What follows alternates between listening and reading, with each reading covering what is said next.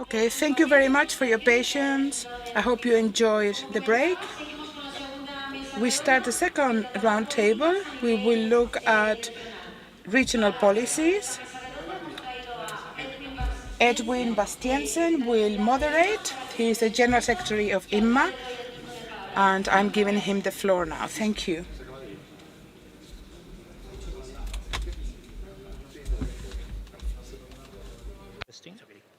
Working? Can we? Yes. I hope everyone had a nice coffee, and thank you for the introduction. Let's start with the next session. So again, my name is Edwin Bastiaanse, Secretary General of IMMA, and I was invited to moderate the next session on international contributions, whereby I would like to invite on the floor here Mr. Kishan Vandael Schreurs. He is from Belgium. He holds a bachelor's. Kishan, please join. He holds a bachelor and master degrees in mobility sciences and traffic safety, and he's been coordinating and performing fundamental and practical research and developing policy advice towards his government. His fields of expertise are human behavior, powered two-wheelers, conflict and behavior observation, micromobility vehicle technology, developing questionnaires, research, experimental research, and he keeps continuing to develop the expertise in the field of powered two-wheelers. Please give a little hand to our colleague Kishan, who comes from Belgium. Second, I would like to invite Mr. Rojas from, he's a senior intellectual advisor, has 30 years of experience in mobility. Yes, please, join. Thank you very much.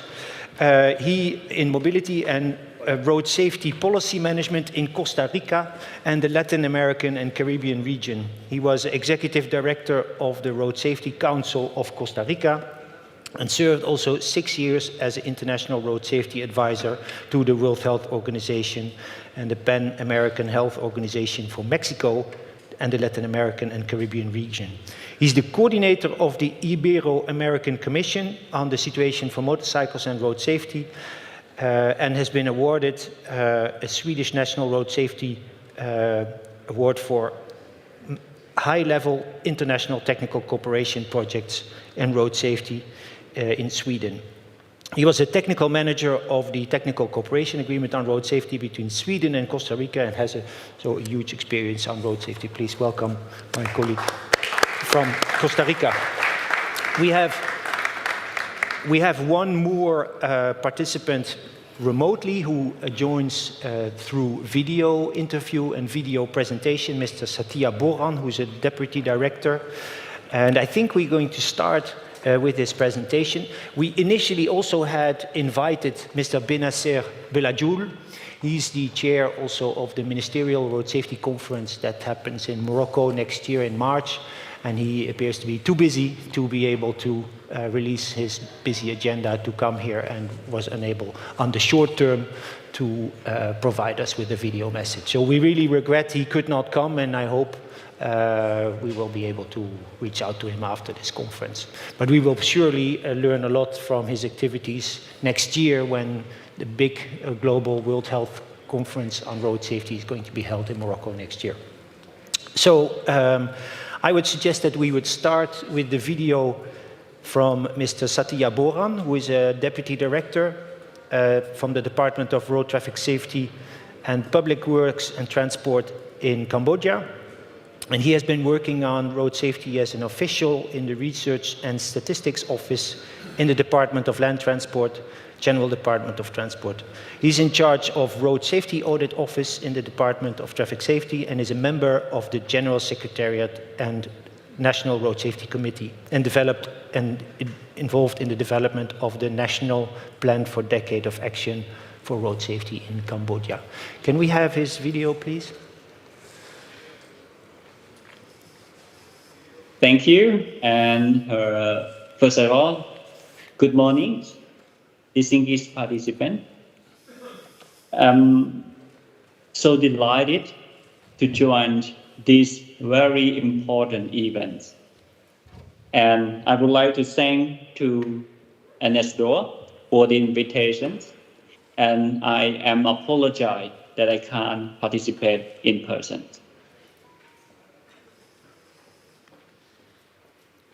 My presentation today will share with you about the regional policy in Asia Pacific. So, as a member of the APRSO committee, I would like to share some information about the APRSO. In 2024, there are 27 countries as a member of APRSO.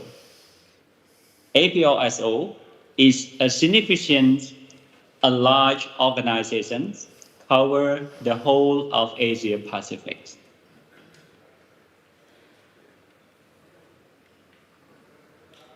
Here is the slide that shows you about 2- and 3-wheeler ownership growth.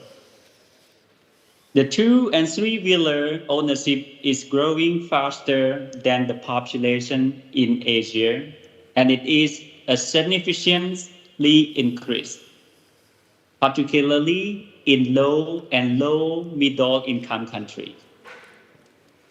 There is an expectation that you often heard in European countries that the solution to motorcycle safety is to stop motorcycling. And there's maybe some time in the future when we start working on the Asia.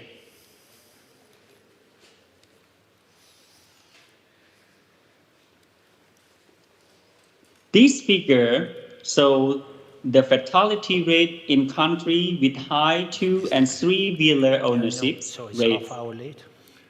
The vertical column is the fatality per 100,000 population, and in the horizontal is the 2-wheeler is the 2-wheeler motorization per 1,000 population in 2019. So you can expect there, the more motorcycle in your fleet, the higher fatality rate tend to be. And those countries actually face with the biggest problem in road safety. And there is an obvious reason for that.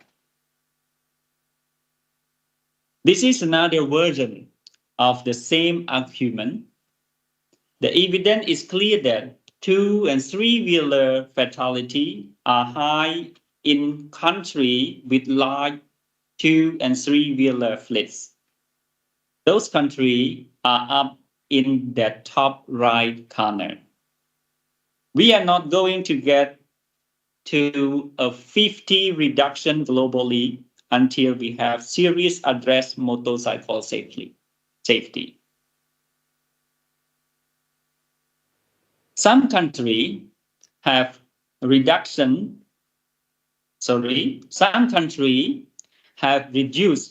the share of 2- and 3-wheeler fatalities since 2007.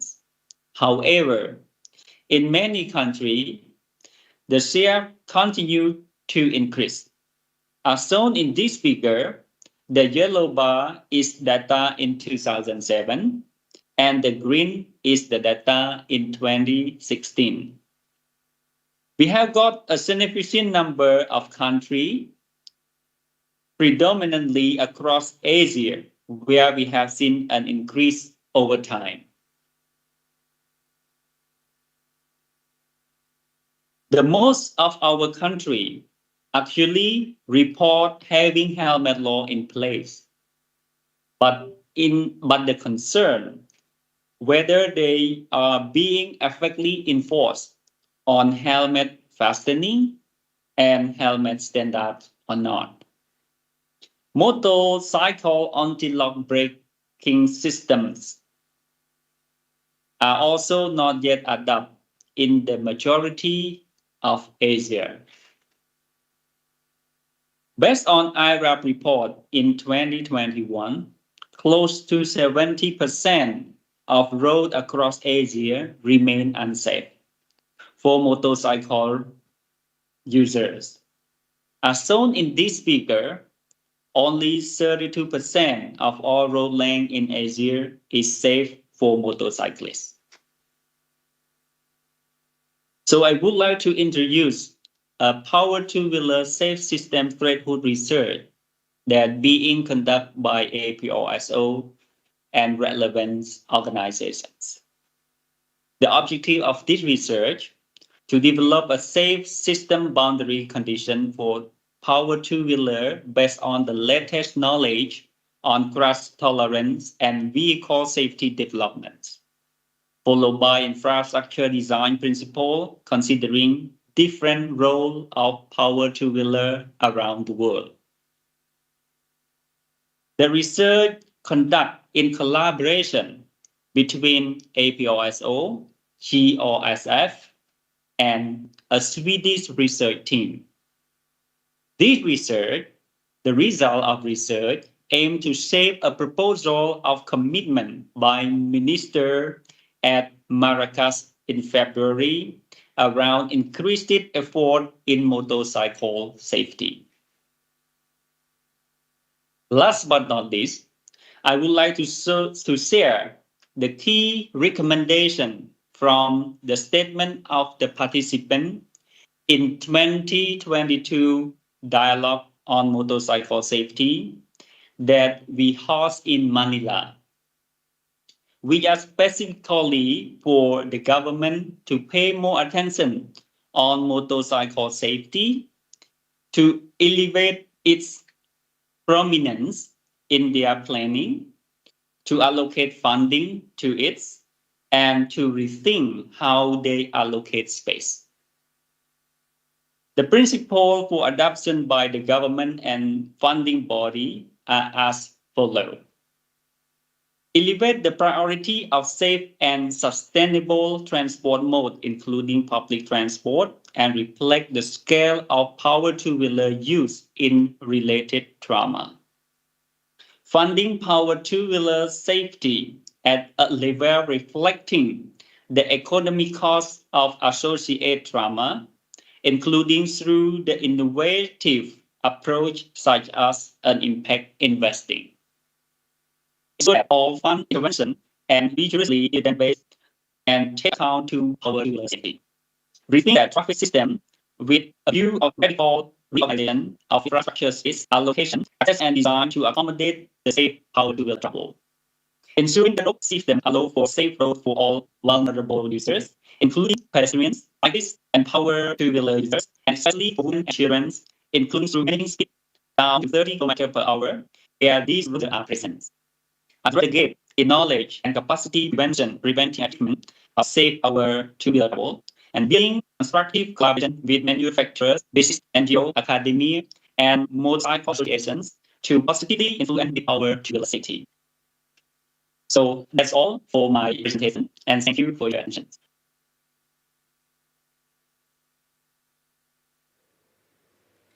So I think, thank you very much, Mr. Boran. I also understand that we have a few questions that have been asked to Mr. Boran after his presentation. So could I invite that we also show these questions and answers immediately afterwards? Thank you. Okay, thanks for your questions. According to the WHO data in 2016, the fatality among motorcyclists in some countries, such as Cambodia and Thailand, accounted for 73% and 74% of all road deaths in those countries. The key risk factors for motorcycle is including the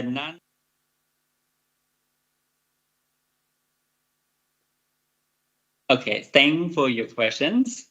According to the WHO data in 2016, the fatality among motorcyclists in some countries, such as Cambodia and Thailand, accounted for 73% and 74% of all road deaths in those countries. The key risk factors for motorcycle is including the non-use of helmet, vehicle speed, alcohol use, mixed traffic conditions, a lack of protection from the vehicle in a crash, and lack of safe infrastructure for power two-wheeler, such as poor road surface and roadside hazard. Yes, thank you for the questions. The policy that we conduct is similar to what we got from the dialogue, motor safety dialogue in Manila in 2022. There are 9 points that we focus on. One is to elevate the priority of the safe and sustainable transport mode. Second, focus on the fund of power two-wheeler safety at the level of reflecting the economic cost of associated trauma. Third, ensure fund intervention are evidence-based to take account to power two-wheeler safety. Fourth, we think about the traffic system with a view of radical reorganization of infrastructure space to accommodate safe power two-wheeler travel. Fifth, ensuring that road system allow for safe use for all vulnerable road users, including through managing speed down to 30 km per hour where these road users are present. And six, address the gap in knowledge and capacity preventing achievement of safe power two-wheeler travel, building collaboration with manufacturers, business, NGO, academia, and motorcycle associations. And eight, regulate and enforce the helmet wearing for all motorcycle users, including recognize safe standard for helmets.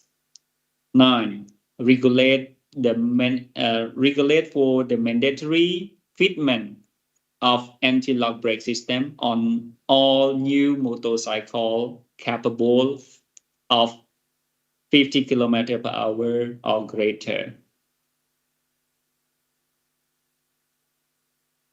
Yeah, thank you for the question. In order to improve the safety of motorcycle in the future, we should mainly focus on 3 main points. 1, invest more on evidence-based on power two-wheeler.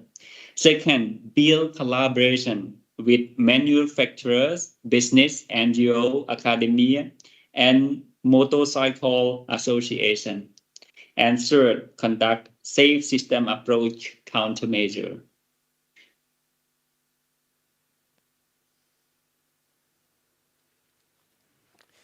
So, is my microphone? Yes, my mic. So thank you very much. And it's not indeed so easy to deal with questions when the persons are not here, but it works, and thank you very much. I think it's a very interesting presentation. What we see is a very, very different road safety situation compared to what we see in Europe and other regions with, what was it, 73% or 74% of all road crashes being with power two-wheelers, of fatalities. Is a huge number. And I found also particularly interesting the observation and motivation to fund the road safety activities in line with the related external costs. So the cost of road trauma should, the investment in improving road safety should meet the external cost. I found that a very interesting vision. I had not seen that before. I think his priorities were very clear, highlighting also the collaboration and the safe system approach. Infrastructure is an important point. So thank you very much for the contribution from the APRSO. I think it's really an opportunity to have that perspective. I would like to continue with our speaker, Kishan, who is from Belgium. You have prepared also a presentation. Please take it from here, shall we? So it's that we can Let me stand watch. on this side of the podium to have a different view for everyone. Oh, they're going away, okay. So, hi, I'm Kishan. I'm working for the Belgian Road Safety Institute, and you may be wondering why are we currently talking in the name of the European Commission or Europe. We are actually present on multiple levels. So we work on public and private levels, both on national, international level within Europe, as well as on the international level with, for example, our ASRA network, where we try to get some insights in traffic safety, self-reported behaviors as well, which is quite interesting because we also work in terms of research, assessment of ability to drive. We have laboratories that focus on safety of motorcycle helmets, for example. So we have a wide variety of activities, and we try to provide evidence-based policy recommendations. So that's a bit what we stand for at VIAS. And we have been working as well on different P2W research activities since 2018. We've been working a longer time on these different topics, but I mainly wanted to stress that we focus both on vehicle technology, the road uses, attitudes, mobility aspects, and all of these different diversifications concerning power two-wheelers. Now, concerning the European Union, to give a bit of information, I'm not going to dive into all of the details, but what I think is quite interesting is to see the differences in terms of population density, and especially what we see in the distribution of population between urban, suburban, and rural living areas, because of course this also immediately relates to mobility aspects, people having different needs and taking different transport modes in order to perform all of their displacements.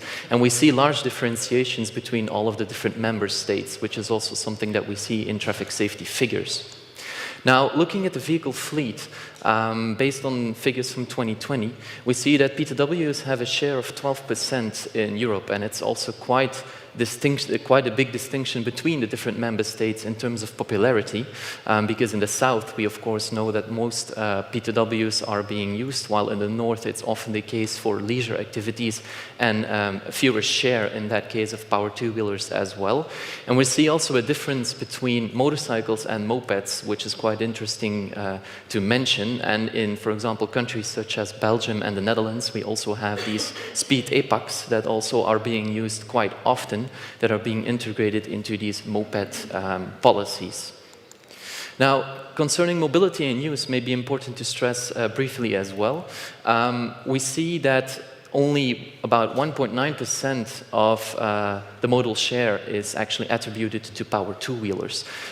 So the number of kilometers that are being ridden is actually quite low in Europe in comparison to, for example, Asia, the Asian region. And when we look at the EU 24 countries, we see that 2.7% of the respondents indicated to ride an ICE motorcycle at least 1 to 3 times a week. So we see a completely different use case, and we also see quite large differences between all of these different member states, again showing important differences between the south and the north, of course, with also a diversity of use cases in case that the use of a power two-wheeler is defined by their owners, the patterns that they use, the purposes, the attitudes, safety views as well, all have an impact, and they relate also to, as we call it, a kind of profiling of a P2W rider, because there is no such thing as one P2W rider, which is also the case in Europe.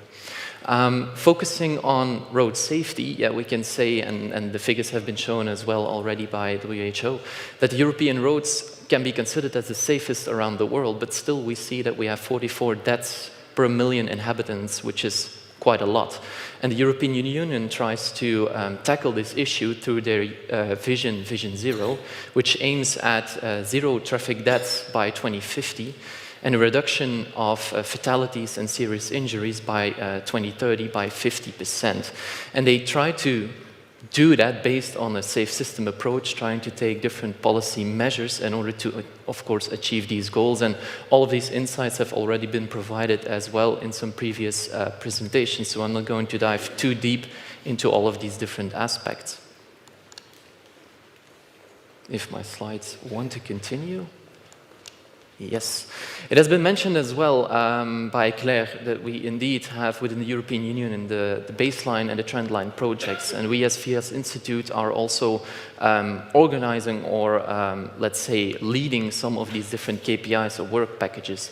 And the idea is that we have separate data collection methods between the different member states, and it's quite important in terms of, comparative, to make the comparisons possible between the member states, to have a uniform data collection. And we see, based on the baseline projects, we had 8 KPIs based on speed, seatbelt wear, helmet use, for example, alcohol, distraction behind the wheel, safe vehicles, safe roads as well, and post-crash care.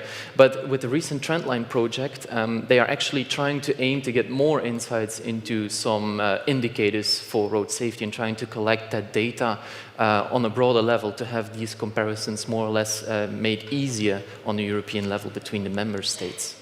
Now, looking into power two-wheeler road safety performance, it was highlighted again. There is a high share in road fatalities still in the EU, especially if we compare it to the number of kilometers that have been traveled by a P2W. It was 1.9%, but still, power two-wheelers and motorcycles, they have a share of 16% in rider crashes, so in fatalities, which is quite a high figure if you compare it to these vehicle kilometers ridden. So it's not easy to make the distinction immediately with, for example, Asia, where much more kilometers are being ridden. And we see, which was stressed as well, a lower decrease in motorcycle fatalities compared to all road fatalities. And also if we compare it to, for example, moped fatalities. Now, the highest number of these fatalities can be seen within countries such as Italy, France, Germany, Spain, and Poland. And this is quite logical because we have more exposure here. There is the largest motorcycle markets, and especially in the south of Europe, we also see a higher popularity of motorcycles and mopeds. I am currently basing myself a bit on the thematic report that we have written for the European Road Safety Observatory, and it gives some interesting insights in countermeasures as well as some problems related to motorcycling safety. And especially related to rate, we have to admit that we don't really have a good indicator of risk, crash risk with P2Ws, but we do know that motorcyclists have 9 to 30 times more chance to be killed in a crash compared to all of these other road users, which is quite a big problem.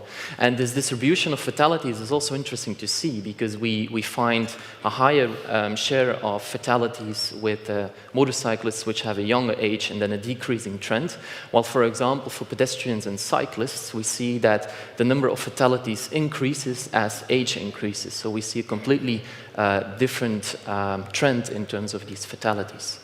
Now, we can look a bit into the aspect of the safe system approach, so focusing on the road users, the vehicle, and the road environment.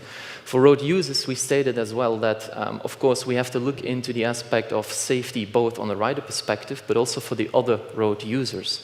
The other road users is often indicated a problem of perception and not seeing the motorcyclist or the moped rider, but also a wrong speed and distance estimation is often indicated in these crashes. But for P2W riders, we also have to acknowledge that there can be a problem in terms of risk and hazard perception, speeding, which was also found in the MATE study already quite a while ago, age and experience, and there we have to also make the distinction with experience that it's not always related to age, because what we see in Europe, we have some riders that have a riding break, and that, of course, has an impact on the experience as well, because if you stop riding for 10 years and then start using your motorcycle again, it has an impact on your riding experience. And training is also quite important. In terms of the vehicle, we of course have these intrinsic characteristics to the power two-wheelers. In terms of cornering, braking, it's more easily to fall, to have in that case a crash, which is also the case what we see for bicycles, for example. But we see also a relationship with the type of motorcycle, the engine, and the behavior of the rider. But it's not really clear what that distinction is or what that relation is, because we see a higher risk of crashes with sporty motorcycles. But we have to question ourselves whether that is based on the fact that it is a sporty motorcycle, or the fact that it's the rider that chooses a sporty motorcycle that has a more risk-seeking riding style, for example. So it's not always that clear what that relation is, but we suspect it's more on the road user side. And in terms of the road environment, of course, the infrastructure was also highlighted already a couple of times. Infrastructure both influences human behavior, especially if you look, for example, at road markings, the road conditions, but it also has quite an important aspect in forgivingness in terms of making sure that all of the consequences of a crash are not too severe. This is a slide, I think it's based on the figures for 2021, but this is in relation to the slide that Claire wanted to show for the figures of 2022, if I'm not mistaken. So it gives an idea of the crashes that occur between these different road users, and if we look at these motorcyclists, of course we see a high share with unilateral crashes, but also with crashes with, just general person cars, which is a big issue. And we can also make the distinction in urban areas. I think it's quite interesting to have more insights on these crashes and where these crashes occur. Now, we have been taking some recent actions as well in the European Union, and we can relate them a bit to that safe system approach in terms of licensing, personal protective equipment, the revised EU Road Infrastructure Safety Management Directive, but also in terms of vehicle technologies. And I know that some of the partners in this conference will also elaborate a bit more on these different aspects, which is also the case for eCall, for example. And looking into these countermeasurements, we see that, of course, we can relate these countermeasures well to the safe system approach. Training of car drivers is quite important. So not only looking at power two-wheeler riders to solve the issue of rider safety. Pre-license training that is focused on higher order skills is also quite important, because we see quite some training programs focusing mainly on these basic skills, trying to control the P2W, but it remains important to also focus on these higher order skills. To encourage safe riding behavior through promotional campaigns, it can be, for example, also done within marketing campaigns or within the different manufacturers, for example. Personal protective equipment and the helmet, but of course we need to be careful that if we strive for example, an obligatory use of personal protective equipment, it still needs to be affordable for the rider, because there is a big issue if we try to indicate, hey, you need to wear, for example, a protective jacket, which comes with quite a cost, that it has an impact on these mobility aspects, which are quite important for P2W riders, that they use it to travel to work. For example, also the heat in southern countries in Europe is also an important argument.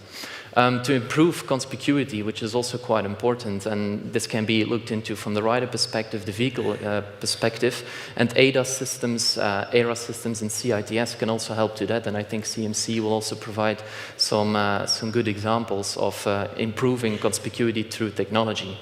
To also take into account the actual needs and constraints of P2Ws is quite important as well, and looking into forgiving roads. Now, some last personal recommendations. I personally believe that there is a need for more in-depth P2W accidentology studies. So we have some safety figures, we have some crash information, but we really are desperate for finding more information. And I refer to the MATE study, for example, dating back to 2009, if I'm not mistaken. We performed a study in Belgium as well, which dates to 2012, 2013. So all of these insights can be a bit dated, and we are in desperate need of finding some more insights, knowing what is happening. Did all of these countermeasures, were these implemented, and did they have a specific impact? The inclusion of P2Ws, of course, in policy, but I was not the only one saying this already today, is quite important, because P2Ws can have an important share in solving these mobility problems. But of course, if you want P2Ws to become more popular, we really need to make sure that traffic safety is taken into account.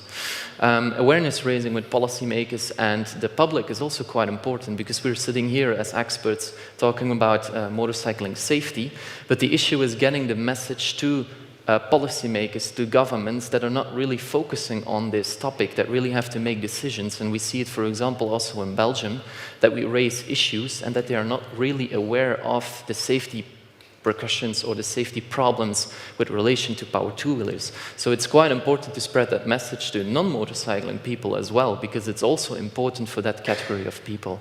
And lastly, which is maybe a bit more to the future, but the attention to level 4 and 5 automation in cars, maybe also heavy traffic, because power two-wheelers cannot be made automated. It's also the same for other vulnerable road users, so we really have to make sure that they are being taken into account when we go to full automation with all of these different cars, and especially the transition period that we see between full automation and where we are at right now. So thank you very much.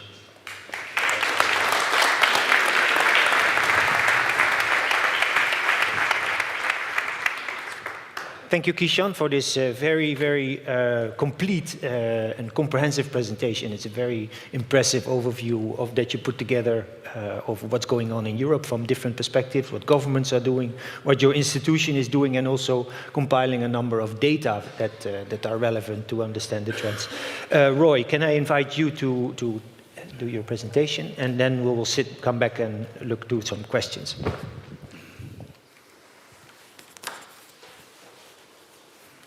¿Me escuchan? Sí.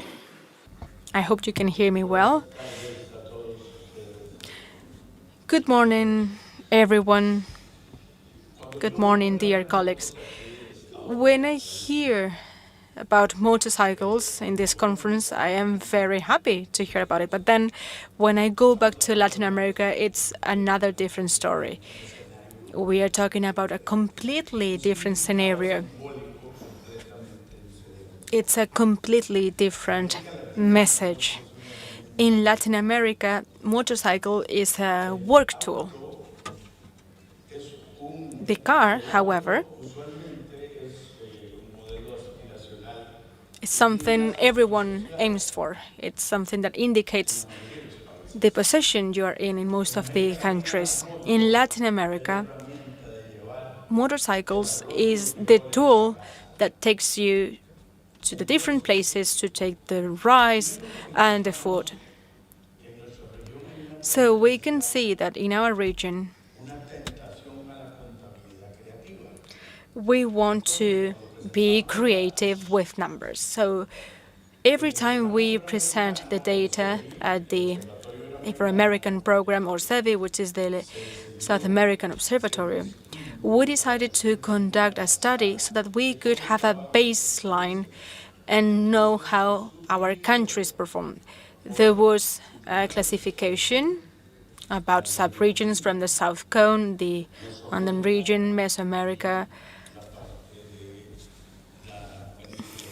and the Iberian Peninsula. But, of course, we all know that those regions are entirely different. In Latin America, we know that the urban processes and the use of land is part of urban mobility, and this is effective, as well as the integrated public transport systems, which are also multimodal. In Latin America, 80% of the population live in middle and low cities. So as you can imagine, their behaviors are entirely different, as well as production modes. Also, the greater the distance is, the more difficulties there will be. For example, in Colombia, there are 600 towns which do not have any mobility in place. And for example, when there is a greater distance, this will be difficult. And there is no doubt about this. In Latin America, it is entirely proven that supervision is the most effective tool. I will be presenting some data because the moderator asked for data, and I told him not to include the data because I have to confess we don't have really good data when it comes to motorcycles. In Latin America, motorcycles decided to stay. This is the trend. This is a report that was given to me by the regional advisor from OPS. Here we can see the trend of motorcycle and the rate of motorcycle use. This rate is increasingly rising by 50%. We can see the accident rate, and especially this is increasing in the motorcycle category. Those are data from 2021 from the global report that was presented by Maria. Here you can see the increasing numbers, and this is another data that I found in the VID report. This is disaggregated by sub-region. Here, for example, you can take a look at the Caribbean. Those are just two countries, Dominican Republic and Cuba. Dominican Republic has the highest accident rate in motorcycles in the whole world. So, as I said, in the Caribbean, just two countries, Dominican Republic and Cuba. The use of motorcycle is the only way they have to take their families. It's the last mile vehicle because the infrastructures do not allow for public transport to get to the place where they live. And therefore, this is the only option they have to include their whole family. So according to the legislation in Costa Rica, we cannot put a 5-year-old in our motorcycle. But of course, what can they do? Families, if they want to move to different places, if they want to take their children to school, there is no public transport, or perhaps it is expensive, and the public transport is more expensive than what they would pay on a monthly basis for a motorcycle. So, as you can see, this is a very complex situation, and it is very difficult to carry out a diagnosis. This is just the risk exposure elements, and when we talk about health, we talk about the indicators. So as you can see, this is a very complex situation. The motorcycle is a work tool, as I said before, and not only a means of transport. I like to jump from one thing to another, so you will see that maybe my words do not match the content on these slides. Here you will see the disaggregation, and you will see the different behaviors in the different sub-regions and areas. For example, when it comes to the South Cone here, you will see 30% of the accident rate. In the Latin American Caribbean region, it's just two countries, Caribbean. Here we can see the distribution by age group. It's quite interesting to take a look at this. You will see that the age group from 18 to 29 years old is the most important one. If we relate this to the consumption of drugs, this age group is the one that consumes these drugs the most. So in our region,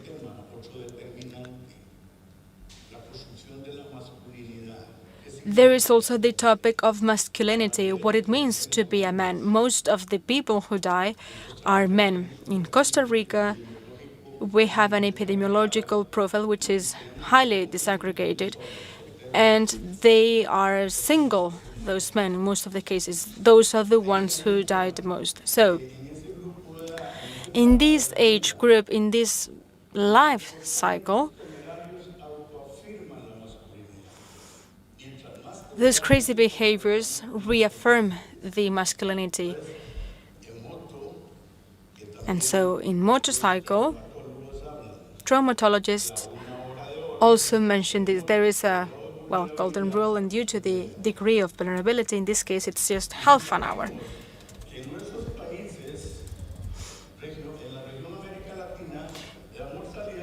In Latin America, the mortality rate can be found outside the metropolitan areas, and therefore the pre-hospital and hospital attention are weaker, but there is a greater prevalence of accidents with victims, and therefore the likelihood of surviving is decreasing.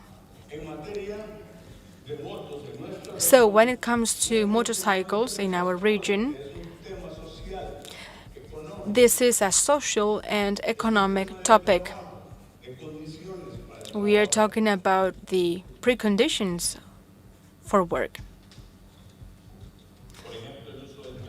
For example, the use of a helmet. Well, in most of the Latin American countries, this is something that can be found in the law.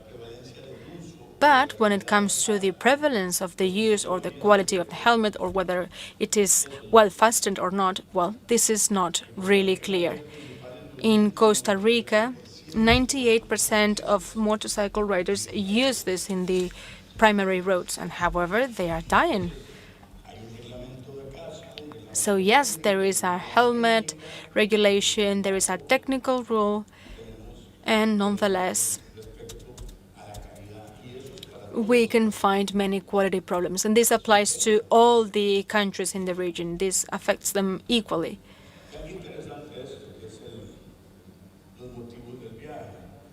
Here we can see in this graphic the reasons of taking the trip. For example, 46% use the motorcycle to go to work. Those are surveys conducted in different countries. It doesn't apply to the whole Latin American region. In this case, it's Chile, Bogota, Sao Paulo in Brazil.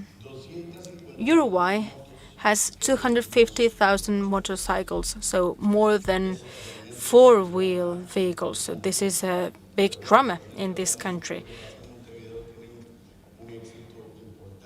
However, in Montevideo, they have some successful stories, but beyond all of this, well, we need to also analyze the deep Latin American region. That's the poorest area. Usually, the people who use the motorcycle as their working tool are people who are not well educated or haven't been educated at all. And usually what it happens is that the motorcycle training is based on the fact that, well, they assume that everyone can read and understand the content of the booklet. So this is another problem.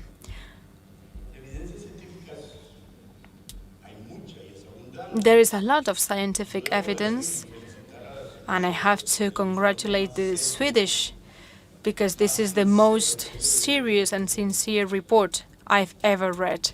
It was a report conducted by the Swedish Association. And why? Because they were critical, because they said that, yes, there is evidence. Some documents tell that this is effective, but the contexts where the scientific evidence is built are not the same. And when we talk this evidence and we apply it to our own context, we realize this evidence doesn't work.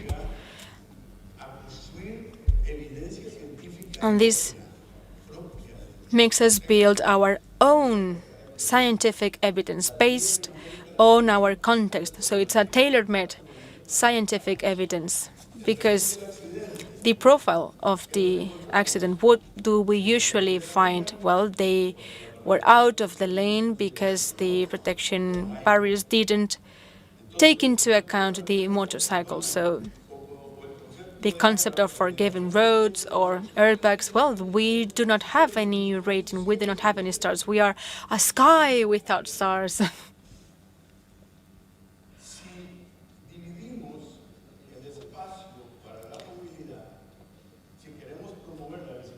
If we want to promote the bicycle, then there is no space for motorcycles.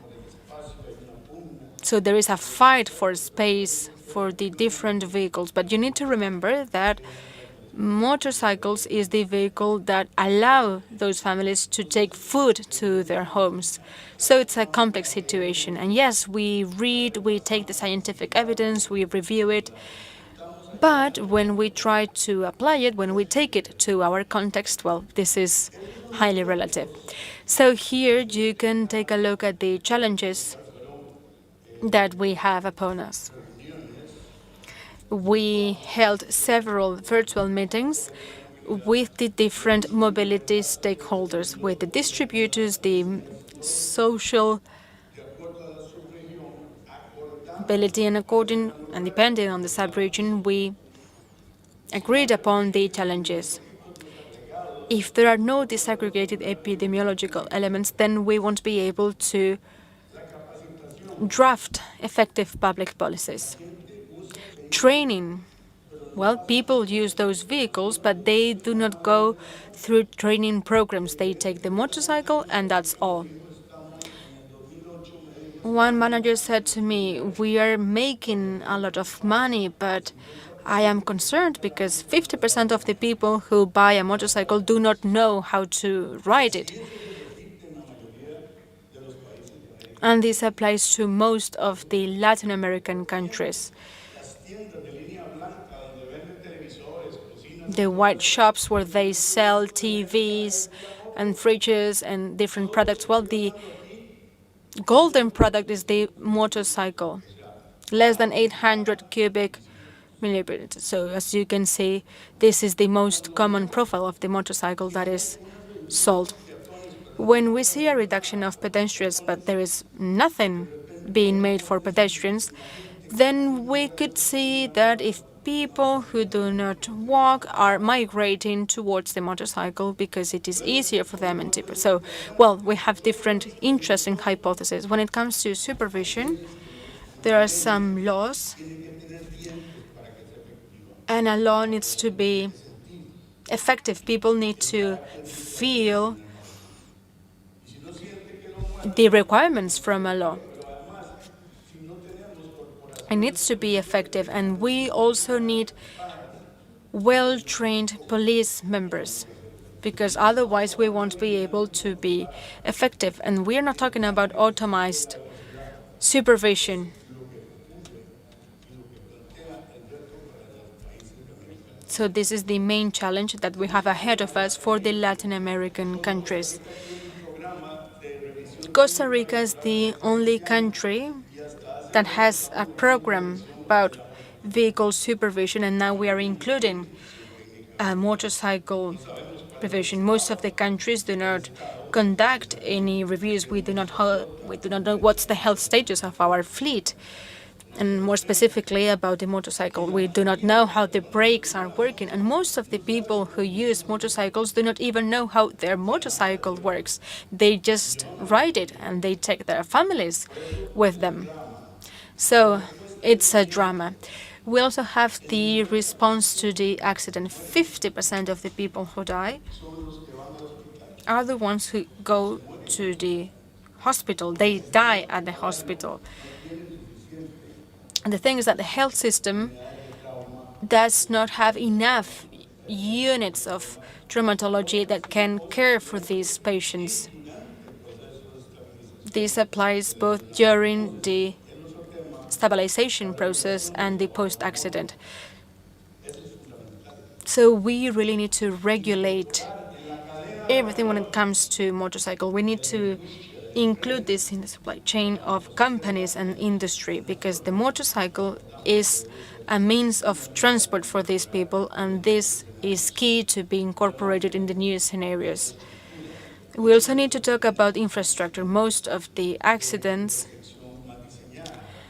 are due to a bad design, for example, with a straight angle in curves that are not designed specifically for motorcycles. So infrastructure needs to be well designed.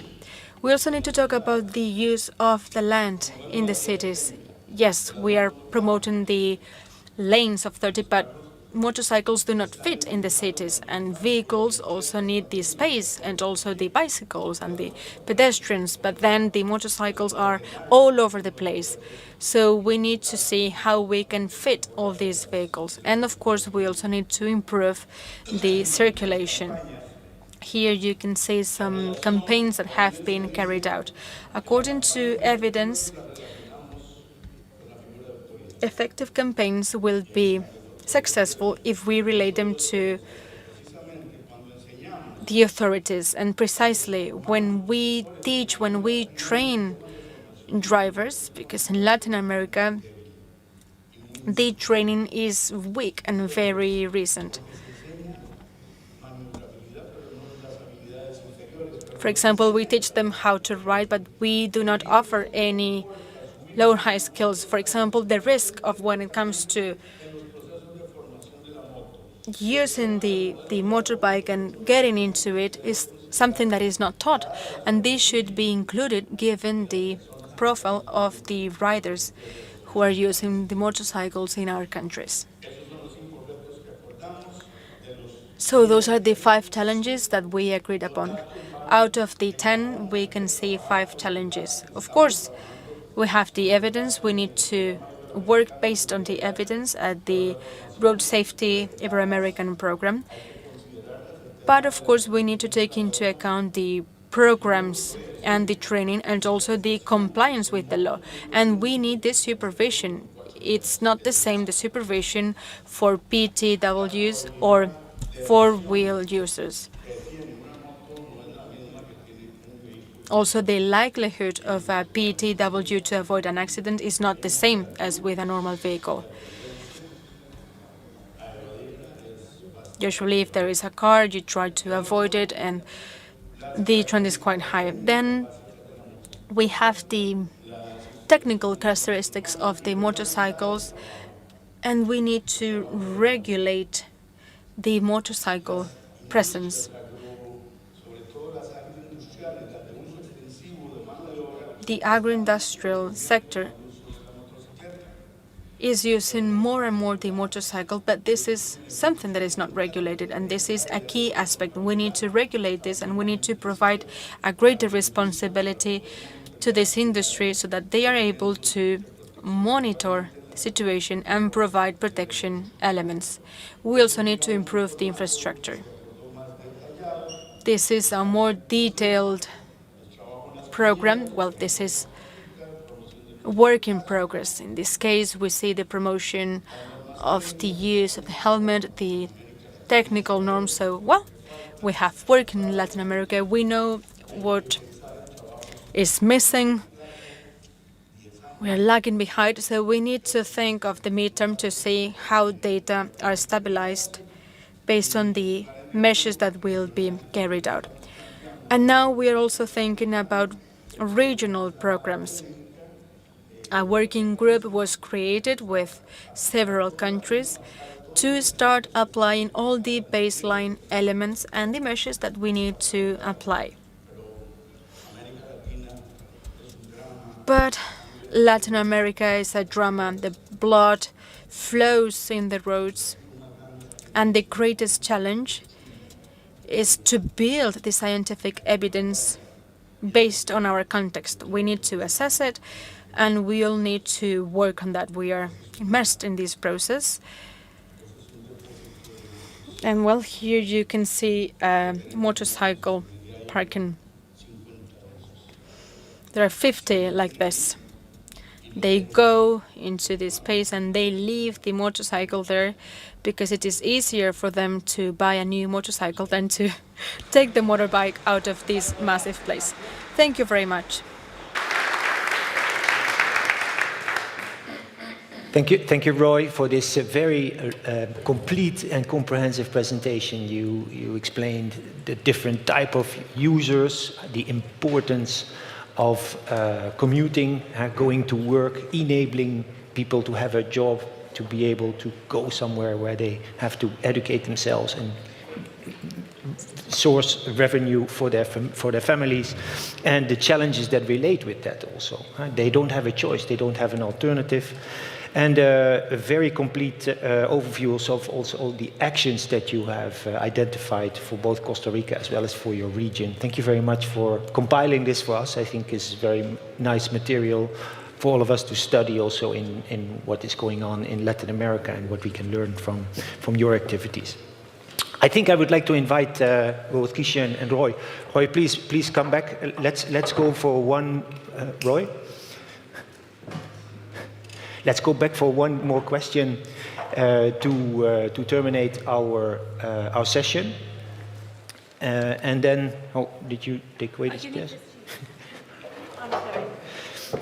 And yeah, I think we can do maybe one question because we're a little bit over time. We don't want to eat your lunch away. And I think I would like to start with my first question to Kishan. You gave, I mean, I think we went on Europe over the situation on data trends, the importance of activities that need to be done. We handled already quite extensively. So I would, but you have an expertise in behavioral studies, behavioral analysis. We speak about trends and data trends, but what we did not speak about is the in-depth accident investigations. So we spoke about infrastructures. when we speak of in-depth accident investigations, that for those who don't know, that means you're studying a crash and you try to understand what's the cause of the crash. And you want these studies to be representative of the situation. And we haven't done this kind of work for quite a while in Europe. The motorcycle industry spent a lot of effort on that in 5 countries. So I wanted to ask you, what are your ideas on this? As VIAS in Belgium, you already hinted a little bit about ideas to do in-depth crash investigations. But maybe also for Europe, what is needed, what do we need to know, what do we need to learn, and how should this be done? I welcome your ideas. Yeah, so in relation to these in-depth crash investigations, indeed, we believe that it's quite necessary to have that information not only for motorcyclists, for all road users. It can be important, but especially for motorcyclists, mopeds as well. And we see that some member states have been performing some work or are currently performing some work. I also saw that CMC, for example, gave insights, in-depth insights to be able to, of course, develop their different systems. SWOF in the Netherlands is currently performing an in-depth study. We in Belgium are looking into the possibilities of performing one. But it's quite important because often we see somewhat vaguely described these are crash causations, but we need more insight. What was the effectual aspect that contributed to a crash? And for example, we see that crashes are diminishing. So we also have to be careful in terms of just interpreting all crash information if we have too few data on this. There is a risk that we make conclusions based on a too limited data set. So extra insights can be, for example, be collected through conflict observation, behavioral observation, to better understand what was the reason, in-depth reason for that crash to occur. And an example of that is often it's refrained in these reports that 1/3 of the crashes is caused by the motorcycle rider. And then it stops. We don't really know what was the effectual cause. Was it the mistake of a rider? Was it an infrastructural aspect that took into account? If it was a mistake from the rider, what was the aspect? What was that mistake? Can we better understand it? Did he or she make just a steering mistake, or was it based on something that occurred maybe a couple of seconds before that? And getting these extra insights, in-depth information can be through police reports if we had witnesses. It can be done through conflict observation, behavioral observation. Can be quite important because often these studies are performed based on, let's say, police reports, police officers going to the scene or traffic experts going through the scene to determine all of these crash causations. But it can be quite costly and quite time-consuming to perform all of these kind of studies. So it can also be interesting to look into different ways of collecting that data, but to try to get a complete vision on motorcycle crashes, PTW crashes, moped crashes as well. Yeah, I would like to jump in on that. We saw also in your presentation, you mentioned the concept of conspicuity. This is a topic, there's been a lot of research, and ideas are you can have a helmet that is more reflective, or you can wear a reflective vest, or you can have more lights on the vehicle. So there's lots of aspects that have an impact on better seeing, or earlier seeing a powered two-wheeler. But what has not been studied in these kind of studies is where this motorcyclist was in the actual traffic, and was he accelerating, was he going particularly faster than the regular traffic. So when we study these things, we often in the past did not take into account the place exactly in the traffic that he should have been, or where the driver, the car driver, would expect him to be. So I think we hear in other presentations the importance of infrastructure. We saw examples of new concepts of infrastructure where we're sort of channeling two powered two-wheelers on roads, so that also that will help the car drivers expect where the two-wheeler is. Because when he comes out of the unexpected, the risk is that you don't see him. You can put as much lights on him, but he will not be seen. So very often we've seen attention to the design of the vehicle, while in this concept, and I appreciated that in your analysis and also the wording you use, the conflict between the two riders, the driver and the rider, that needs that attention. So I think that's really an interesting topic, and I hope you will have the chance to develop that topic a lot in Europe. I would like to ask just one more question to you also. You observed in your data that moped fatalities moped fatalities reduced by 45% in Europe. Do you have an idea, is that because the exposure became less, or is there something else going on? We suspect that these large reduction in moped crashes probably has to do with the fact that mopeds are often used in these urban contexts. And we see, for example, in European cities, most often implementing zone 30s, for example, also measures to improve safety for cyclists, for pedestrians, and that they also have a positive effect on moped riders and moped safety. So we suspect that that, of course, has a contribution to these lower fatalities, because, of course, if you have a crash at 30 kilometers per hour, the severity will be much lower. Although motorcyclists will also be present in city centers, we see that mopeds are quite popular in these dense traffic environments. So that could be, in that case, a big explanation. Yeah, so it doesn't seem to be really from a reduced exposure. It's really a situational analysis that may actually have improved a little bit. No, not necessarily, because we, for example, see that in the main motorcycle or main moped markets, we still see that there's quite some popularity for the use of mopeds, and we also have now these speed epochs that can also be considered as mopeds. So to that extent, exposure has to do with it, but the increase or the decrease in crashes probably has to do more with the severity of the impact, which is reduced with a lower speed limit. Well, that's a very interesting development, showing that the urban mobility and the urban investments that we're making are being very positive, and let's ensure that that experience we can use also for the more powerful power two-wheelers and improving that safety as well. Roy, I would like to ask you, first of all, I found it really interesting also the profiling that you did. I will go a little bit slower because I think you're benefiting from the simultaneous translation. And you're explaining that some of the users in Latin America are particularly, it's very difficult for them to receive training or to benefit from the motorcycle training. Can you explain a little bit more why it's so difficult to train the motorcyclists in your region to be more foresighted in driving, in looking ahead to avoid the dangers, finding the right place on the road, having the right skills?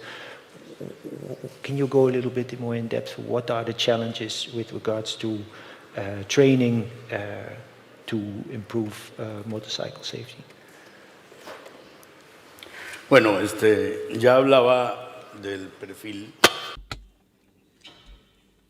I was talking about the profile in our of the drivers that we have in our regions.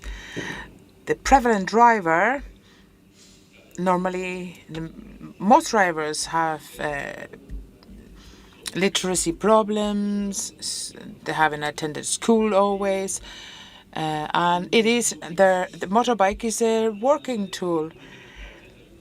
In some countries they have good technical handbooks, but as in road safety and safe mobility, that is within the reach of a privileged few. The general population, the normal users, normally have no access to that. There's a critical mass.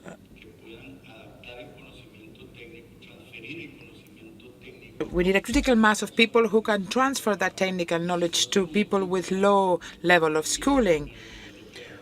We have to therefore review the teaching model. It's not only about learning to ride the motorbike. We must also think of what the Swedish people call the higher skills. And that includes they must be aware of the risk of riding a bicycle. People do not see why it is dangerous. They use a motorbike for to cover primary needs, such as going to work, to get food to their family.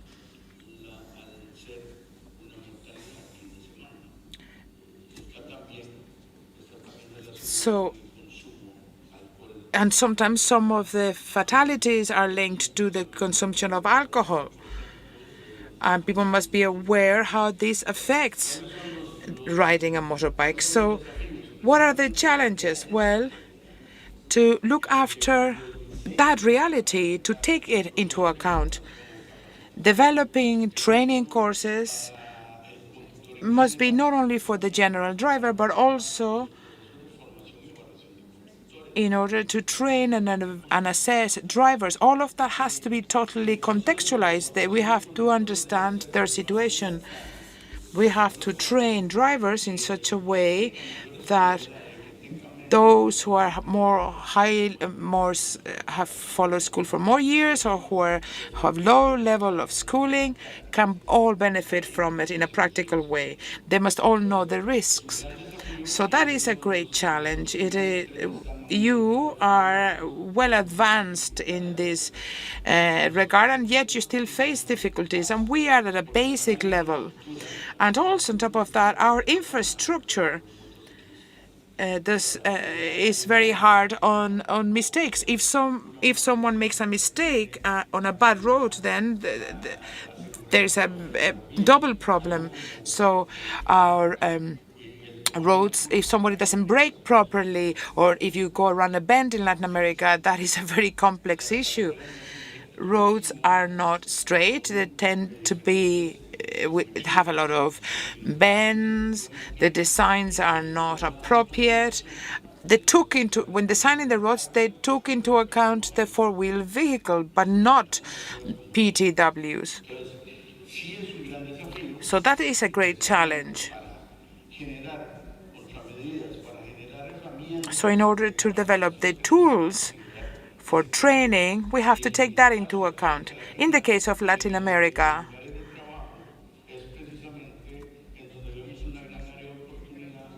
we, in industry, in different areas of work, in different delivery platforms, that is the areas in which we can reach the drivers. The trainer must be a trainer with a certain profile as well, with clear communication skills, adapted to the reality of those who participate. Otherwise, you won't get through to certain groups of people. Roy, I think you're explaining the challenges of being trained and also providing training and the access to the training, and a lot of challenges that relate to this. Obviously, training is just one pillar, and we all agree there's no one solution. We cannot solve it with training also. We need to do everything. We need to look at all the different topics, and we heard this from all the different regions. And I think that's the main conclusion also of this session. We see some improvement. We have more data, but then it seems worse. So we have a lot of work to do. We have to do it together. It's a topic of industry, government, researchers, experts, users. We need to all work together.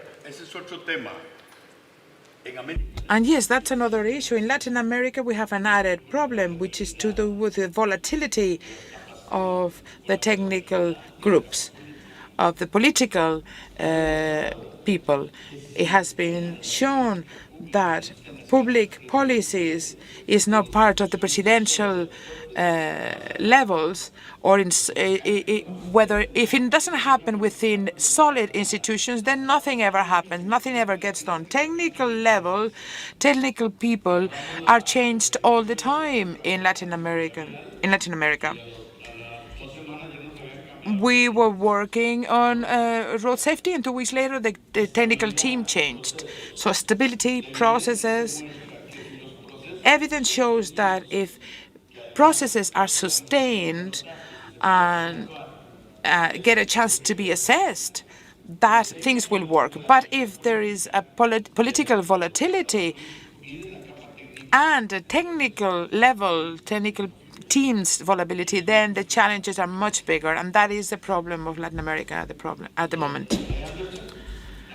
To your point, and I think it's a very nice end statement explaining why these conferences are so important. Because here what we do is we share knowledge, we explain it, and we expound it, and we can reuse it. So those who are not an expert become an expert when they go home. And I would like to thank both of you for your very hard work in the preparation, compiling all this work. Thank Anasdor again for holding this session, and would like to ask for a hand for this session, and I think we can then go to the break.